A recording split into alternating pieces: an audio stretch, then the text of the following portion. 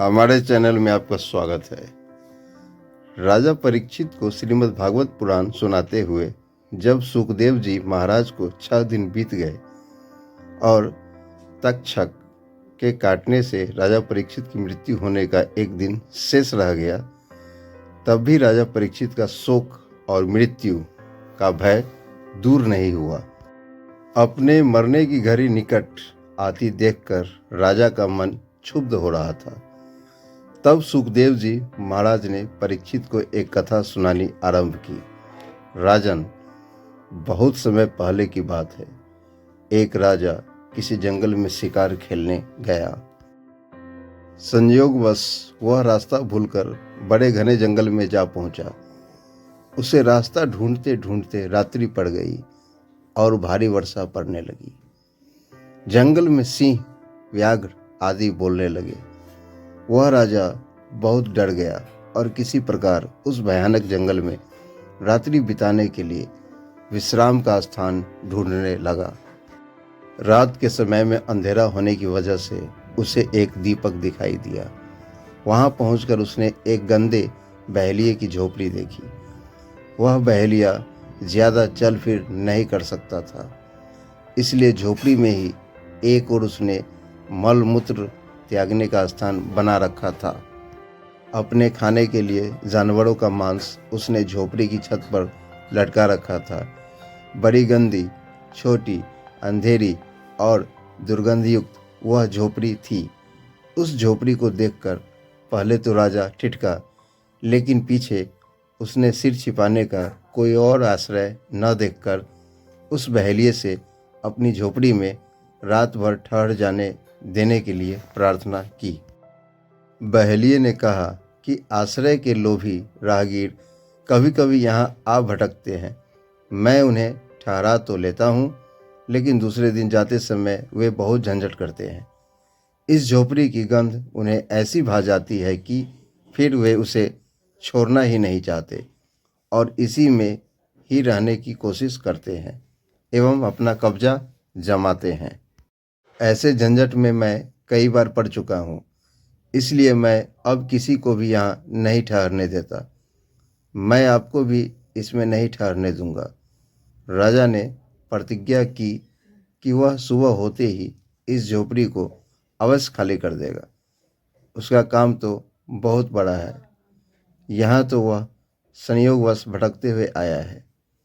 सिर्फ एक रात्रि ही काटनी है।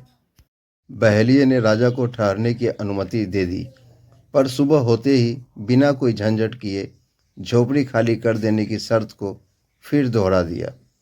राजा रात भर एक कोने में पड़ा सोता रहा।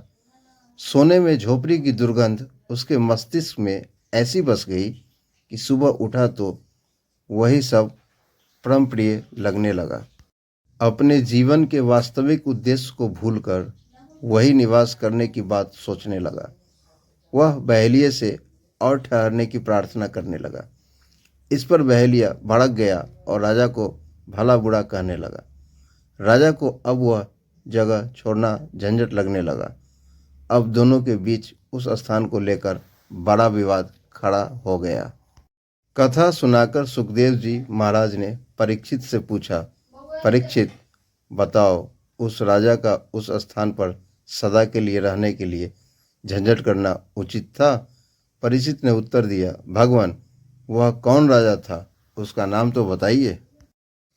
वह तो बड़ा भारी मूर्ख जान पड़ता है, जो ऐसी गंदी झोपड़ी में अपनी प्रतिज्ञा तोड़कर एवं अपना वास्तविक उद्देश्य भूलकर नियत अवधि से भी अधिक रहना चाहता है। उसकी मूर्खता पर तो मुझे आश्चर्य होता है।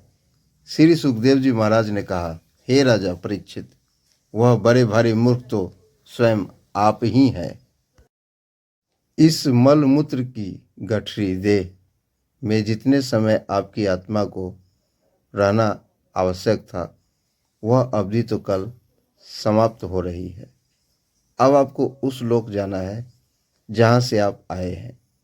फिर भी आप झंझट फैला रहे हैं और मरना नहीं चाहते। क्या यह आपकी मूर्खता नहीं है?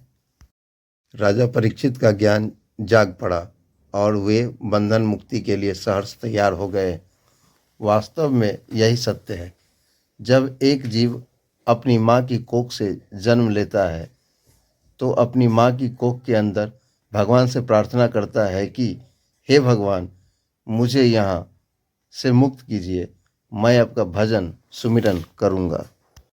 और जब वह जन्म लेकर इस संसार में आता है तो सोचने लगता है कि मैं ये कहाँ आ गया। फिर उस गंध से भरी झोपड़ी की तरह उसे यहाँ की खुशबू ऐसी भा जाती है कि वह अपना वास्तविक उद्देश्य भूलकर यहाँ से जाना ही नहीं चाहता है। यही मेरी भी कथा है और आपकी भी। जब अवधि पूर्ण होगी यहाँ से जाना ही होगा। यदि यह कहानी आपको अच्छी लगे तो हमारे चैनल को लाइक और सब्सक्राइब